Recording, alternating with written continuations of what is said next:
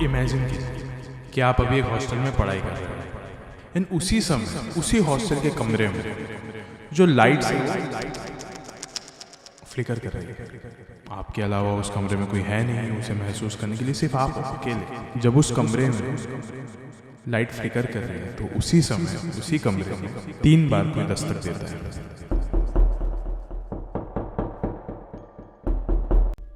उस वक्त आपकी हालत क्या होगी? आप डर जाओगे, लेकिन क्या आप में इतनी हिम्मत होगी कि आप उठकर उस दरवाजे के करीब जाओ और आप ये देखने की कोशिश करोगे कि इतने रात को यहाँ पे कौन दस्तक दे रहा है? नहीं, बिल्कुल भी नहीं। जो एक आम इंसान रहेगा वो तो उस इलाके को छोड़कर हमेशा के लिए भाग जाएगा। लेकिन ये जो मैंने आपको बातें बताई है ये हर रात बीतती है एक शिमला के हॉस्टल में।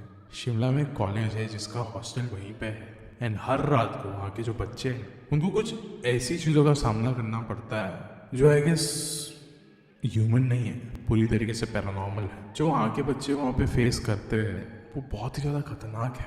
आधी रात को लाइट्स फ्लिकर कर देना, चीज़ें इधर उधर गिर जाना, या फिर आधी रात में दरवाजे पर किसी का तो आकर दस्तक देना, या फिर 3 बार ठकठकाना। लेकिन अभी भी आप यही सोच रहे होगे तो बच्चे तो आम ही रहेंगे, वो भी उस इलाके को छोड़ के आराम से जा सकते हैं। लेकिन नहीं, वो उस इलाके को छोड़ के नहीं जा पा रहे, उस हॉस्टल को छोड़ के नहीं जा पा रहे क्योंकि उनमें डर है वहाँ पे रहने का नहीं, वहाँ से भाग जाने का। क्योंकि बताया जाता है कि यहाँ पे जो आत्मा वहाँ पे भटकती है वो सिर्फ वहीं पे नहीं रहती। अगर आप उस इलाके को छोड़ने की कोशिश भी करोगे तो वो आपके पीछे पीछे आ जाएगी, चाहे इस दुनिया में आप कहीं पे भी रहो। उसकी जो ये शराब है वो हमेशा आपके साथ ही कदम पे कदम मिलाई चलेगी। ये बात वहाँ पे सबको पता था सिवाय शालिनी के। शालिनी एक ऐसी लड़की थी जो कि नई नई आई थी इसी हॉस्टल में पढ़ाई करने के लिए। उसको इसके बारे में कुछ भी नहीं पता था। शायद से यही रीज़न है कि आज भी शालिनी एक ऐसी चीज़ का सामना हर रोज़ करती है, एक ऐसे शराब का सामना वो हर रोज़ करती है जिसके लिए हर रात को उसको पछतावा होता है। और आज इसी कहानी के ऊपर योगी पूरी वीडियो भेज रहेगी। लेकिन ये वीडियो शुरू करने से पहले ऐसे और horror, mysterious and historical videos देखने के लिए सब्सक्राइब कर दीजिए इस चैनल को। अब ये कहानी शुरू होती है। शालिनी एक ऐसी लड़की थी जो कि जिसको पढ़ाई वगैरह का बहुत ज़्यादा शौक था, लेकिन उसको ना एनवायरनमेंट का भी बहुत ज़्यादा शौक था। वो ऐसा कहा करती थी कि ये जो पढ़ाई होती है, जो स्टडीज़ होती है, वो किसी बंद कमरे में नहीं पढ़ी जा सकती। अगर बंद कमरे में भी पढ़ा जा रहा है तो आसपास का माहौल अपने हिसाब से होना चाहिए। उसका ये कहना था कि मुझे ना आसपास का माहौल एकदम ज़्यादा ठंडा चाहिए, जो एरिया होना चाहिए बहुत ज़्यादा शांत होना चाहिए, जहाँ पे मैं हर एक चीज़ को बहुत अच्छे तरीके से समझ सकूँ, सोच सकूँ। और आई गेस शालिनी के लिए शिमला का एक कॉलेज बहुत ही ज़्यादा ज़रूरी था, बहुत ही ज़्यादा परफेक्ट मैच था। हालांकि शिमला का ये जो कॉलेज उसने चूज़ किया था वो एशिया का सबसे पुराना और सबसे ज़्यादा फेमस गर्ल्स हॉस्टल में से एक है एंड वहीं पे इसका एडमिशन हुआ था। ये जो कॉलेज था ये एक क्रिश्चियन कॉलेज था, मतलब एक ज़माने में यहाँ पे नन्स पढ़ाया करती थी एंड आज के ज़माने में यहाँ पे जो टीचर्स है वो ये सब चीज़ें हैंडल करते हैं। जब शालिनी इस कॉलेज में पहुंची थी तो वो हर जगह पे बहुत अच्छे से देख रही थी, कॉलेज अच्छे से देख रही थी, आसपास के एनवायरनमेंट को देख रही, वहाँ के व्यू को देख रही है। और उसको बात करते करते ये भी पता चली कि यहीं पे नज़दीक में एक चैपल भी है जहाँ पे क्रिश्चियंस जाके प्रे किया करते थे, लेकिन आज के टाइम पे वो अबैंडन है, जहाँ ज़्यादा वहाँ पे कोई आता जाता नहीं है। लेकिन उस एक जगह को छोड़ के शालिनी बहुत ज़्यादा एक्साइटेड थी हर एक चीज़ को लेकर।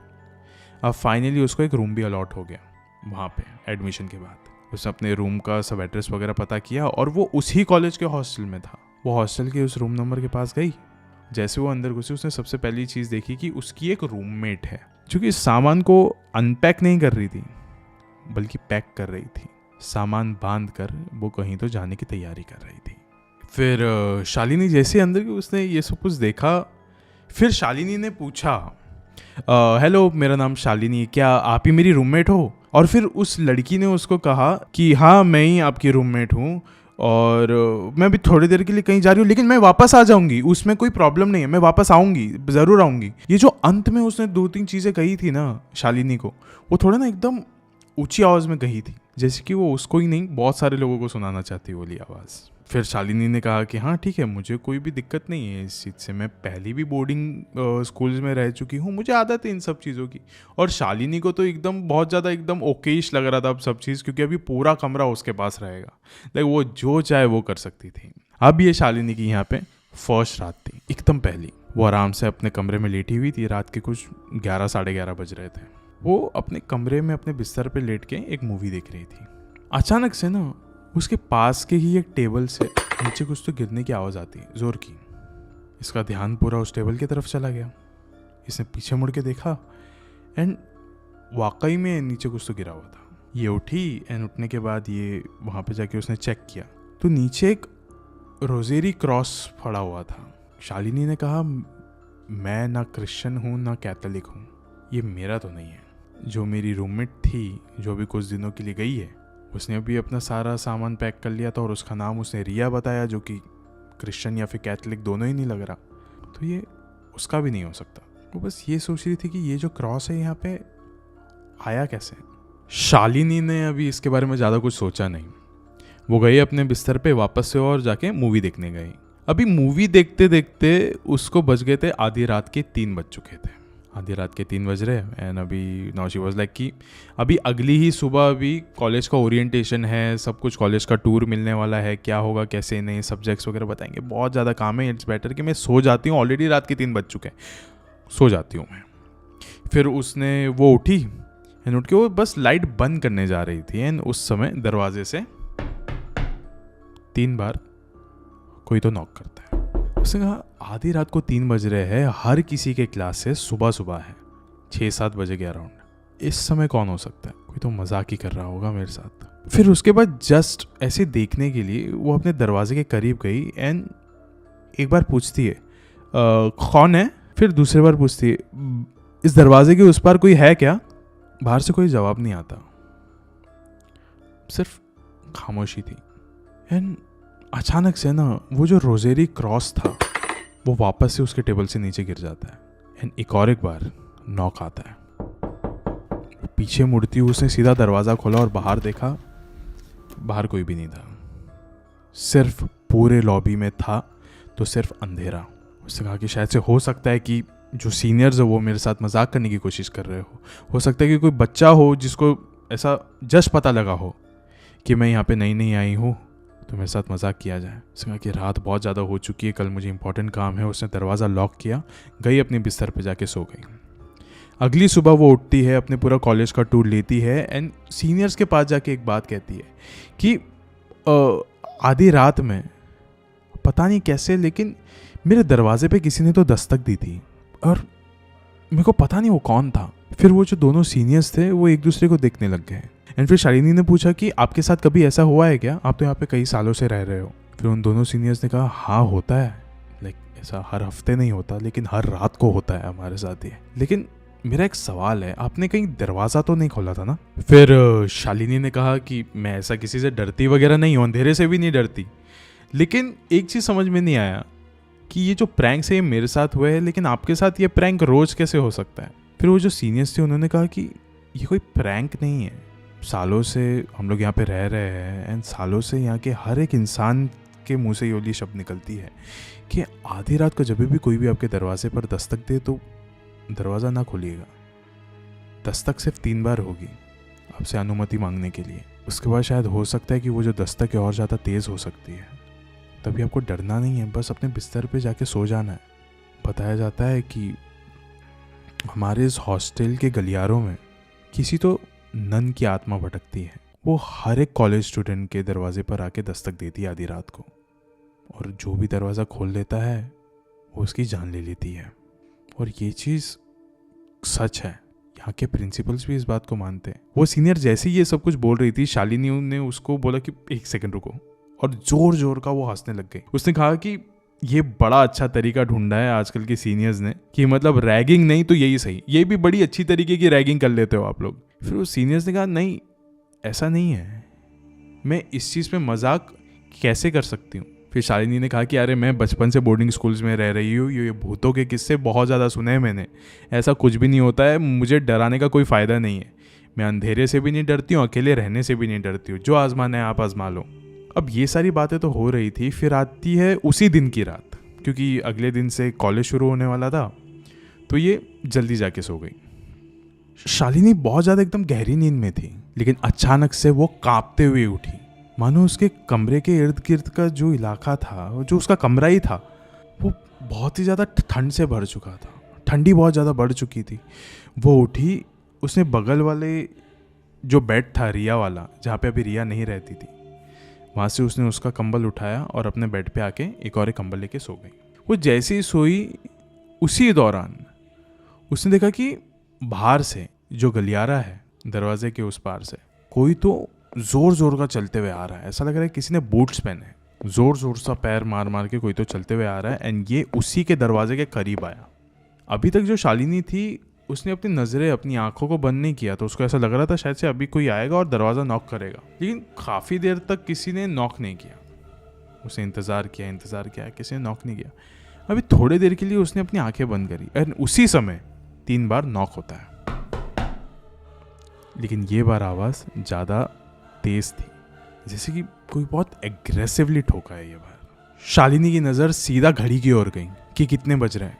देखा तो घड़ी पे 3 बज रहे थे। ये वही समय था जो पिछले रात में हो रहा था समय, जब ये सारी चीज़ें हुई थी। उसने अपनी सारी हिम्मत को जुटाया। उसने बोला आज तो देखना ही पड़ेगा कि बाहर कौन है।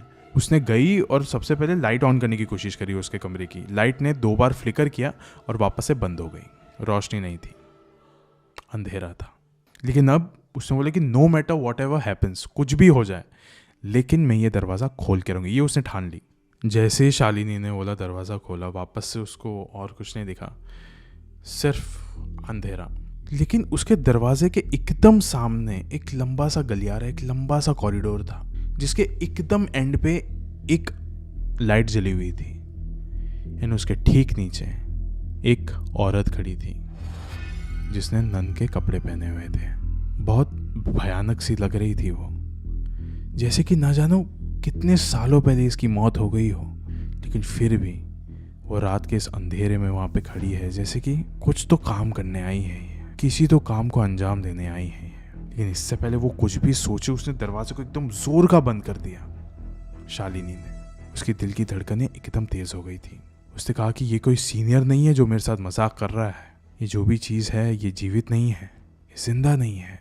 वो महसूस कर सकती थी कि ये जो भी चीज़ है वापस से चलते हुए उसके दरवाजे की ओर आ रही है। चलने की आवाज़ें आ रही थी, सांसों की आवाज़ें वो सुन सकती थी कि वो दरवाजे के आसपास से ही आ रही है, जैसे कि कोई तो है जो दरवाजे की इस ओर आने की कोशिश कर रहा है। उसने हल्का सा दरवाज़ा खोला और बाहर की तरफ देखा, बाहर कोई नहीं था। उसने दरवाज़ा बंद किया और बस एक हल्की सी उसने ऐसी सांस ली, शायद से चले गई। वो जैसे ही पीछे मुड़ी, उसके ठीक सामने एक नन खड़ी थी, मुस्कुरा रही थी। शालिनी ने उस वक्त कुछ नहीं किया, बस उसने दरवाज़ा खोला और वहाँ से तेज़ी से भागते हुए वो गई। हर एक कॉरिडोर से जब वो गुजर रही थी, उसको वही आवाज़ सुनाई दे रही थी, उस लंबे लंबे बूट सी आवाज़, जैसे कि वो चल नहीं रही है इस वक्त, वो भी दौड़ रही है शालिनी के पीछे। वो कॉरिडोर से नीचे गई, लेकिन कॉलेज के गेट के बाहर नहीं जा पाई। भाग भाग के एक ऐसे इलाके की तरफ वो जा पहुंची जहाँ पे कोई भी रोशनी नहीं दिख रही थी, खंडर सा लग रहा था। और ये था उसी कॉलेज का अबैंडन चैपल। शालिनी जोर जोर का चिल्लाना चाहती थी, जोर जोर का, वो सबको बताना चाहती थी कि वो अभी किस चीज़ से गुजर रही है, लेकिन उसकी जो आवाज़ थी उसके गले में अटक चुकी थी। इतना ज़्यादा खौफ भर गया था उसके इर्द गिर्द। वो जब भागते हुए उस चैपल की तरफ आई, तो बाहर से वो जो चैपल है बहुत ज़्यादा एकदम खंडर जैसा लग रहा था, लेकिन जैसे ही वो अंदर आ पहुंची, उस समय उसने देखा कि अंदर सब चीज़ एकदम नया है। ऐसा लग रहा है कि ये खंडर नहीं है, ये एकदम सही सलामत है। एकदम ठीक सामने जीसस की मूर्ति थी, और उसके नीचे एक औरत थी जो बैठ के प्रे कर रही थी, और उसकी आवाज़ गूंज रही थी। शालिनी ने सोचा कि चलो अभी इतने रात हो गई है, लेकिन फिर भी यहाँ पे एक औरत मुझे दिखाई दे रही है, मैं इनसे जाके बात करती हूँ, शायद से मेरा दिल हल्का हो जाए, या फिर ये मेरी मदद कर सके उस नन से पीछा छुड़ाने के लिए। ये चलते चलते उसके करीब गई। उस औरत के कंधे पे शालिनी ने हाथ रखा, एंड जैसे ही वो औरत पीछे पड़ी, शालिनी वहीं पे पूरी तरीके से सुन पड़ गई, क्योंकि ये औरत और कोई नहीं, वो ही नन थी जो कि कुछ समय पहले से इसका पीछा कर रही थी। ये वही नन थी जो कि उस हॉस्टल के गलियारों में भटकती है।